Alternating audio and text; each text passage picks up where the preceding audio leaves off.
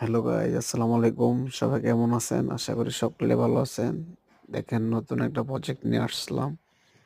এই বিল্ডিং এর যত অ্যালুমিনিয়ামের কাজ আছে সব আমরা নিজেরা করতেছি। তো আপনাদেরকে দেখাবো এটার ভিতরটা কেমন।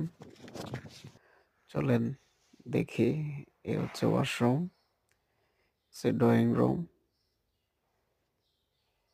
দেখতে পাচ্ছেন জায়গাটা অনেক সুন্দর, ভিতরে অনেক কাজ করতেছি।